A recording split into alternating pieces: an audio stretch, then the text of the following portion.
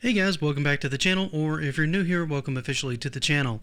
Today I kind of want to cover a console that I never owned, but I always had a bit of a desire to in some form or another, but it was just flat out too expensive, and honestly it still is, as the games, if anything, have gotten more expensive as time went on, in part due to scarcity and also part because collectors now want one for their own collection. I'm talking, of course, about the Neo Geo.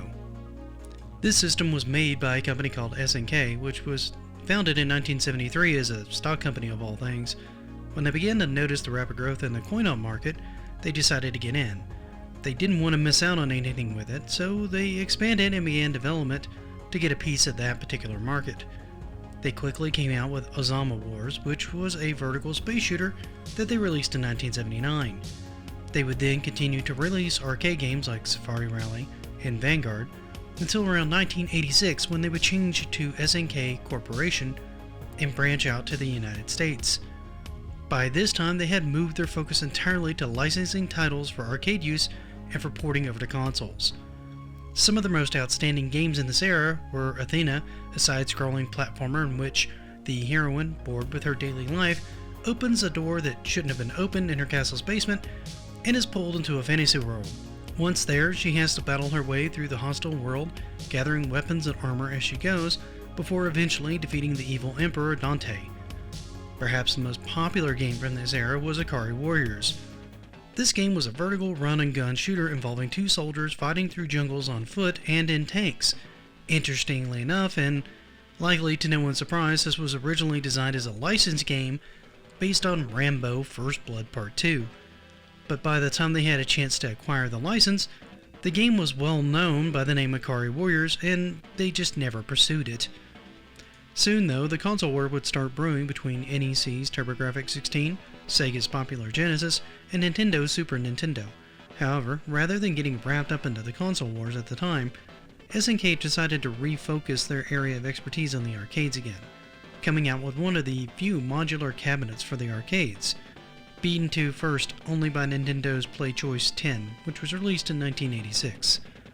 This was an oddity known as the Neo Geo MVS, short for Multi-Video System, in which the player could come in and choose anywhere between 2 and 4 and sometimes even 6 games to a cabinet, though I don't think I ever saw a 6-cart one in the arcade. This design allowed the operator to swap out games from the inside of the cabinet itself rather than buying another large cabinet. This was, on the whole, a very clever system. You see, it used two processors, a 16-bit microprocessor called the 68000, and an 8-bit microprocessor, the Z80, both of which were common and plentiful and used in other consoles, namely the Genesis at the time. What made these cabinets special was the custom graphics chipset and the aforementioned ability to hold up to 4 games or more at a time. These were fairly advanced cabinets, including sprite scaling through the use of tables stored in the main ROM, as well as support for a larger amount of data on the cartridges and better sound hardware that was available in many of the cabinets at the time. This became such a success, SNK started looking back at the growing console war that was now mostly narrowed down between Nintendo and Sega, and began working on a home console that they called the Neo Geo AES, short for Advanced Entertainment System. This was not a cheap console and was meant to be a one-to-one conversion from arcade to home console. You heard me right, a home console with arcade graphics. It was so expensive to make, in fact, that it was originally intended to be a rental console only. However, demand was so great, they reversed the decision, eventually releasing the console for sale, and it was not cheap. Released as a whopping $649.99 system, this should give you a scope of how much this would be. Almost $1,334 in 2023. The games were almost as expensive, costing $200 a piece, roughly $410 in 2023. This makes $70 per game not look so bad. It's a good thing they market this as a luxury console because the price certainly made it one. Not surprisingly, most people would see this and pass it up due to the heavy cost. It was also mostly marketed in the, small boutiques and ones that just specialized in video games, as most major retailers wouldn't carry it because of the hefty price tag associated with it. This made it a hard sell against a much cheaper Sega Genesis and Super Nintendo, both coming in with similar packages and only costing around $200 for the console that generally included a game at that time. It goes without saying that if they wanted to move the console, they'd need to come up with a few other options. And they did. The Neo Geo Silver was one of these. Came with a single controller and no games, and cost roughly $400, which, while more appealing price-wise, really didn't help with the cost of the individual cartridges, which were very large but capable of storing 700 megs of information at a time.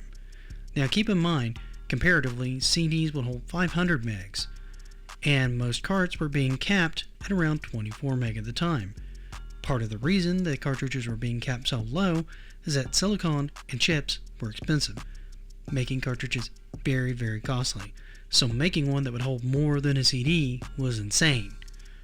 And I think most of us will recall that the N64 cartridges were costing nearly $80, and those only had 64 meg of data. So it's no wonder that something that could store this much data would be costly. Even in 1990, before the price really skyrocketed. This issue really wouldn't be fixed until later, around 1994, when the Neo Geo CD released, which also cost a prohibitively high $400, but used CDs to play games, which brought the cost of each title down significantly, around $50 to $80 per title. However, this came with its own issues. You see, the base of the system was still a 2D system at a time where more and more new consoles were coming out on the market. The N64 was one example, coming out in 1995, and this was a fully, and I mean fully, 3D system, incapable of doing anything but that due to its architecture. There was also Sony's first entry, the original PlayStation. Now this could do both 3D and 2D games. In short, the era of the 2D focused game was waning for a time, and the idea of paying $400 for a console at a time where even the N64 and the PlayStation were going to cost around $200, with games costing the exact same with a wider range of titles, put the Neo Geo on the back foot of luxury consoles. Couple that with the fact that a lot of these consoles were graphically more advanced than the 16-bit Neo Geo system, and you were going to struggle. Couple that with the fact that these consoles were using a single-speed CD-ROM drive, making load time slow, even for a time with sections taking 30 seconds and upwards to a minute to load, which is slower than that of the original PlayStation even that came with a 2x drive, and felt slow compared to cartridges at the time. SNK would endeavor to fix this, but this came with its own issues of having manufactured the single-speed units and having too many of them, and found it far too expensive to modify them to the 2x speed. So it was that the Neo Geo CD-Z, which was to be the faster version of the console, only ever saw launch in Japan. It's also of note that this line of CD-based offerings is where SNK swapped out the more arcade-like controller for a smaller, likely cheaper gamepad version. This wouldn't be the last that we would see of Neo Geo though. SNK would release a monochrome handheld called the Neo Geo Pocket. Now this was a short-lived console, only having around 10 games before being discontinued and never really reaching outside of Japan. However, it would be replaced with the Neo Geo Pocket Color, with many of its games being re-released for this version with the idea of competing with the popular Game Boy Color at the time. This release would actually have a wider release, actually seeing a launch in Europe and the United States for a price of $70, being sold at popular retailers like Best Buy, Toys R Us, and Walmart. Overall though, it would only get around 2% of the overall handheld market for Nintendo, hardly enough to make much of a dent in Nintendo's handheld market, before being discontinued as well, and the entire line of consoles only having run between 1998 to 2001, without really changing the handheld market game, but at least making a profit for SNK. It's easy to see in hindsight why the Neo Geo really didn't catch on in the scheme of things.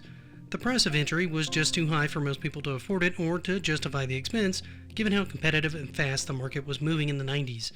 Many people honestly just didn't understand why it was so expensive in the first place, and it's easy to see why. SNK really didn't spend much in marketing on any of their products, and just considered their arcade machines advertisement enough.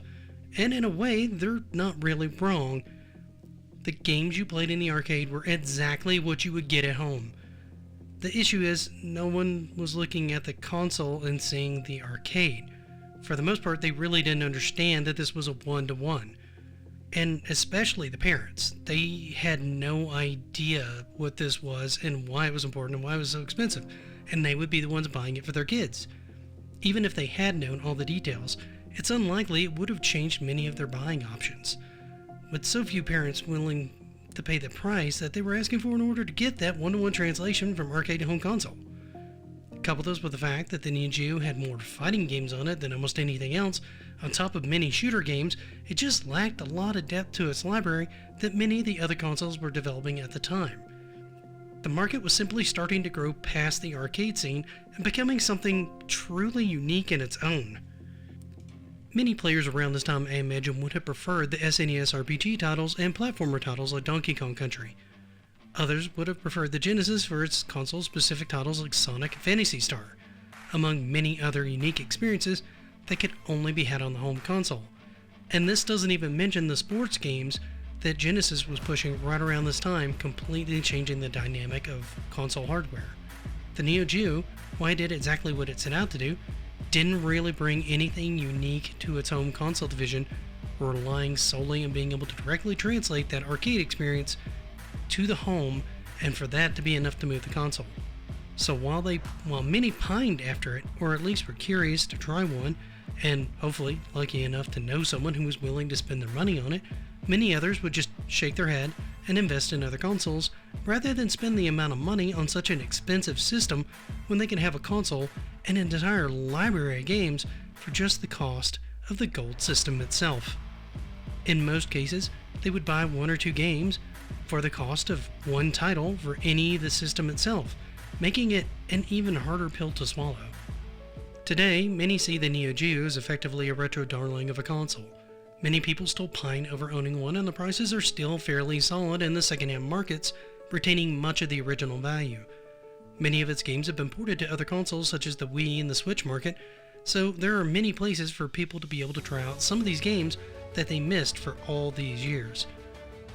It also, in some small way, is a precedent for the memory cards to come in later systems, by being one of the very first systems to ever support such a feature. On top of this, many of its franchises still exist today, such as Samurai Showdown, Metal Slug, and King of Fighters, all still getting re-releases or new titles in the series. Most, if not all, the franchises that either started and ended on the console are held in reasonably high regard for their ease of entry and addictive gameplay. On top of this, with modern arcade sticks, you can almost completely replicate the feel of playing them in the arcade at a much less cost than having them on the original hardware. It's not to say that there's no argument for owning one today. For many, it's still one of the holy grails of retro gaming and a badge of honor to say you own one and have a library of games for the console. Likely even more so for those who own the MVS cabinet itself in good working order. However, what do you guys think of the Neo Geo? I know a few of you who follow me have owned one, if not more than one of them. What caused you to let it go? Those of you who haven't owned one, how much do you want to own one? Let me know in the comments. For now though, thank you so much for stopping by and spending part of your day with me. If I could ask you for one more favor, please leave this video a like. And if you haven't, consider following the channel. It really does help me out. Until we meet again though, have a wonderful day. And until next time, happy gaming.